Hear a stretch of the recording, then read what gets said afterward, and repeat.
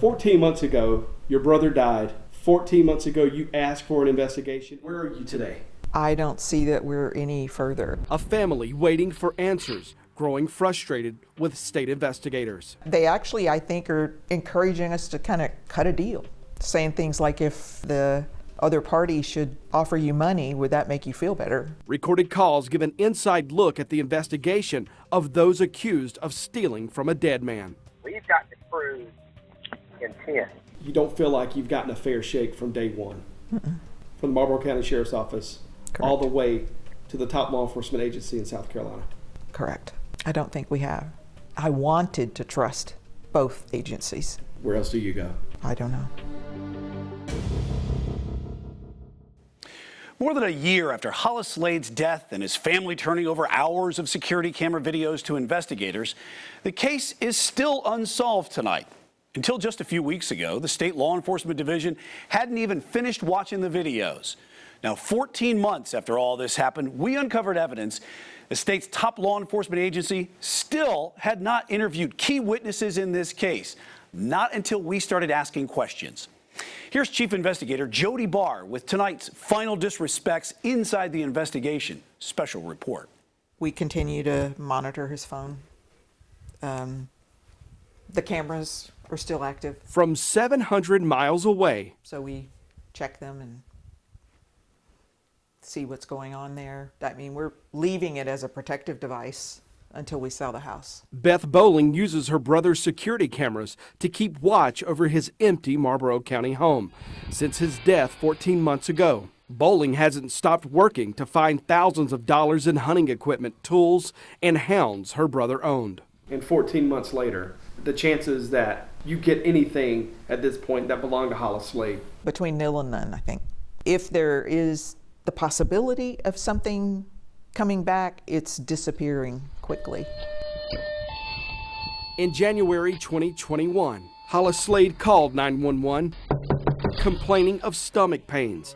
He'd complained for a few weeks, but his family says he ignored the pain until January 23rd, when he couldn't take it any longer. Minutes after the ambulance left, Hollis Slade was dead. His wife, Joyce, now a widow, was left behind. Joyce suffers from what his family describes as severe dementia and requires 24/7 care for the rest of her life. Within hours of Slade's death, Matthew Tomlinson showed up. Slade mentored Tomlinson, and he helped Slade with the hunting club and Slade's hound hobby. Tomlinson later showed back up with a crowd: his mother, Charlotte Green, his stepfather, Ricky Gardner, and a family friend, Will Adams. The group spent the rest of the day going in and out of Slade's home. Ricky, see anything? No. Searching his home for a will. I just don't know if he ain't never finalized. Maybe he did. The videos show the group searched Slade's truck. He got a whole truck full of Christmas presents supposed to give him. Said he ain't opened yet. And took inventory of his belongings. I don't know what they gonna do with all the dogs. Well, we gonna take care of that. It's kind of like you got $2,000 worth of tracking collars sitting in there. What about all the money in the bank? It's unreal. The next morning, Ricky Gardner was first to come back. Joyce's caretaker left, and soon after, alone with Joyce inside, Gardner started taking things out of the home. Soon after, Tammy Bullock, a woman who worked in the Marlboro County probate judge's office, arrived. With Bullock present, the group continued taking things out of the home, and Bullock got in on the plundering. Oh, me and Tammy got 4 packs of cigarettes out of there, so we figured he didn't need them no more. Well, I know where a whole bunch of We all taking turns rummaging through stuff and sit in the car and trying to make her eat. Charlotte Green admitted to taking cash hidden in Joyce Slade's dresser, and just before the Bowlings arrived, Charlotte Green and Tammy Bullock had this chat in the driveway. I told her I got that money. I said, I'm not going to leave this money sitting in that house for complete strangers to come in and you not know what's going on with it. I said, you got to be paid? I said, you got to be paid? I said, Oh, that paper? Is in the paper. What paper? oh, yeah. It's on the stupid. It says return. It's like almost $200,000. She don't need to know that. But when they get here, we need to greet them. We need to be super. That recording ended there, but a new one begins. So if anything comes up and you need to, you let them know. You let them know that his secretary for the past 30 years is now a probate judge, and if they need him. You know. ain't staying Yeah. until they get here? Yeah, but Okay. I mean, I don't know how much to say. We just need to be nice. We don't need to talk finances. We don't need to say we turned the house upside down today trying to find the wheel. We just don't even need to. We just don't know what to do at this point.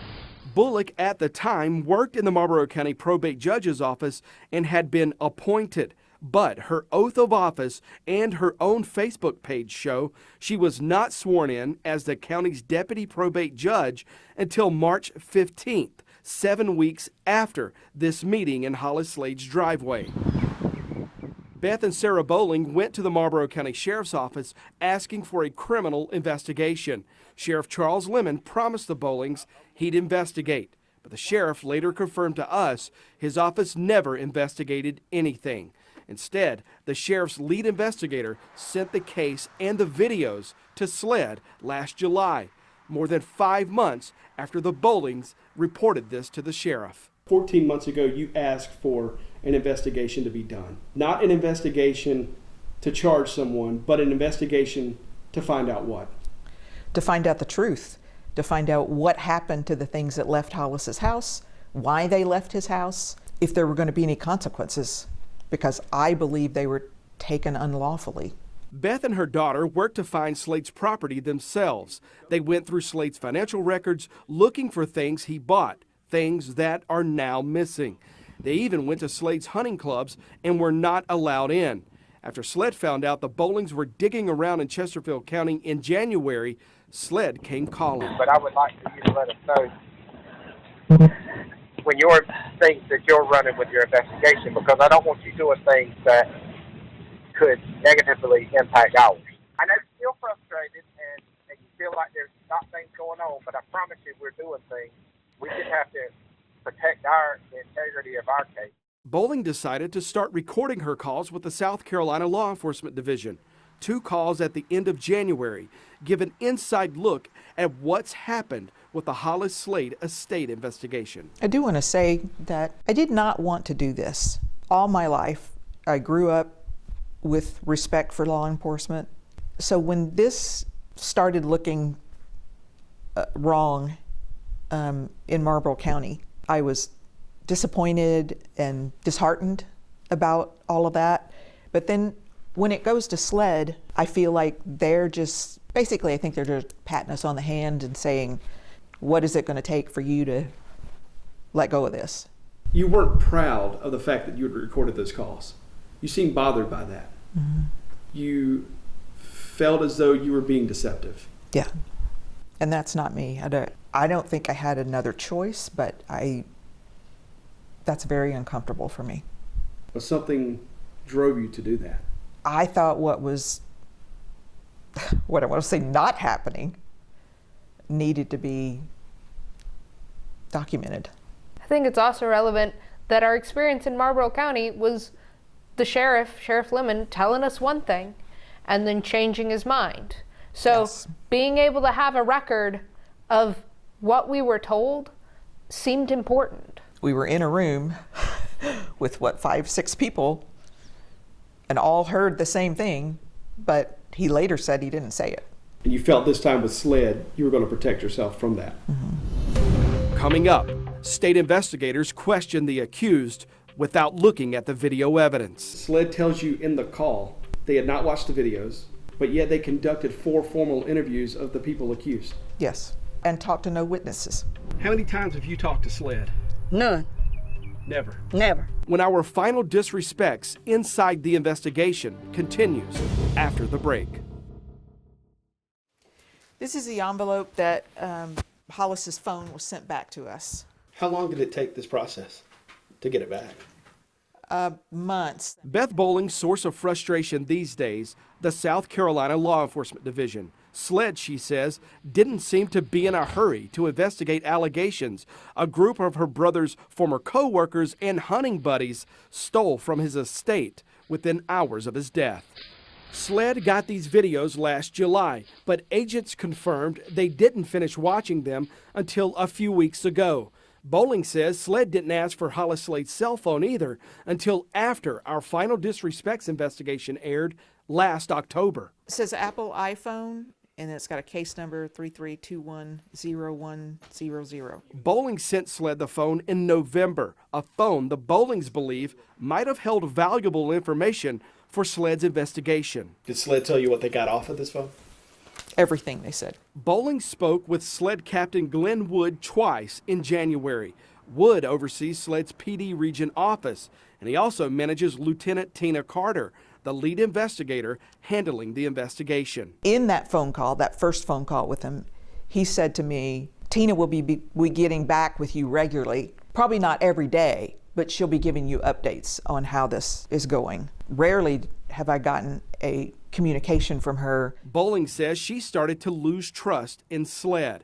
In January, she decided to record what state investigators were telling her. Not sure I trusted them to start off with because of the previous encounters in the state of South Carolina with law enforcement, but for sure, my personal interactions with them, I'm frustrated and I don't feel like they're going anywhere. And if people call you and tell you things, don't hesitate to let us know. The first call happened January 21st. Within minutes of SLED finding out, Bowling was working to track down her brother's property in Chesterfield County, property the family planned to sell to fund Joy Slade's care. And it's not mine. It's not for me. I'm not fighting this fight for me. I'm fighting this fight for Joyce because she can't do it. And that's what my brother would want me to do. Bowling says she contacted the hunting clubs and couldn't get permission to get in. Minutes after her call to the Chesterfield County Sheriff's Office, Captain Glenn Wood called her cell phone. What do you want to do as far as the Chesterfield stuff? Well, One thing I hate for you to do is go to the magistrate's office and they shut you down. yeah, And that could negatively impact the whole thing. sure. Bowling believed that was a warning from the state's top law enforcement agency to stop what she was doing. SLED admitted in that call agents had not watched all the videos, but had already interviewed the accused. We have been conducting some interviews. We paused on conducting interviews to go back and review all of these videos. Well, we have interviewed, and I'll tell you, we've interviewed Ricky, Matthew, Tammy, and Charlotte. You told the SLED agent in the call you felt that was backward. Yes, I still believe it's backwards. I believe if you have evidence to look at before you question someone who's accused of wrongdoing, you look at the evidence. But yet they conducted 4 formal interviews of the people accused. Yes, and talked to no witnesses. Woo! It's hard to keep up with Linda Hood. Yeah, they dry. So hard, the South Carolina Law Enforcement Division hadn't caught up to her when we interviewed Linda Hood 2 weeks ago. How many times have you talked to SLED? None. Never. Never. Have they not come here to conduct an interview with you? No, nobody's been here. Linda Hood was Joyce's full-time caretaker. Hollis Slade hired her 4 years before he died to care for Joyce as her dementia worsened. Hood was inside with Joyce Slade when the accused first arrived and started searching the home. Hood returned to stay with Joyce the next night after Slade's security cameras captured people taking things from the home earlier in the day. When I got there Saturday night, the living room was clean. They were boxes that he ordered stuff was on the front porch. They cut them up and put them on the porch. They got everything in that living room. They cleared it. Were they cleaning up? No, they weren't cleaning up. They were stealing. And Miss Joyce couldn't tell you nothing because she couldn't remember nothing. So have you had the opportunity to talk with Linda Hood? No, we are waiting till we finish going through everything before we interview her. She's going to be one of the last interviews. That seems a little backwards to me, but you know what you're doing, I guess, in your respect. We called SLED 2 weeks ago to ask for an interview with SLED Chief Mark Kill. Kill declined the interview, but 2 days after our call, SLED agents called Linda Hood to schedule an interview, then interviewed her at her Marlboro County home 1 week ago. These are the boxes that proves that Hollis had collars. We also confirmed SLED called and scheduled an interview with Kath Shockley the same day agents called Linda Hood. The Bowlings hired Shockley to dig through Hollis Slade's financial records and compile a list of things he bought that are missing. SLED interviewed Shockley by phone last Wednesday. And I've been here all my life, and I pretty well know what's going on in the town. That's one thing I do. The only other witness we could confirm SLED interviewed, Slade's neighbor, Bobby Norris. This was text to the probate judge, Mark Heath. Norris says SLED interviewed him and his wife at his home last month, but neither Norris was at Slade's home when these videos were recorded. A SLED agent's never come to you with a pen and paper to take notes, to record an interview, to get a statement from you at all? No, sir. Never. Why would you, the main complainant, possibly one of the key witnesses, not have been interviewed by the agency conducting the criminal investigation? The only reason I can think of is that there's not a real investigation happening. I mean, I'm making an assumption. There's not any evidence to tell me something different. I mean, they say they're doing an investigation. They use the words, but nothing I see shows that that's actually happening. Beth and Sarah Bowling went to South Carolina last month to work on selling Slade's home. Both say they had to ask SLED to interview them. I mean, the very fact that we even had to tell them, hey, we're gonna be in town, I'm gonna be there. Please, if there's anything we can do to further this, let us know. And they didn't even attempt to set anything up until we were actually in town and had very limited time. The Bowlings say SLED scheduled an interview here at the PD region office hours before the Bowlings left for Indiana. SLED, though, only interviewed Sarah. They did not question Beth Bowling. We're looking at a package of sales receipts and owner's manuals for a number of different things that Hollis owned. We had several side-by-sides at the house, but we discovered there's a third one that we didn't know where it was. And some people in town reported to us that they had seen Ricky's youngest son riding around on a Can-Am. That was probably the one. SLED confirmed in the call that ATV is at Ricky Gardner's home, but Gardner told investigators he bought it from Hollis Slade.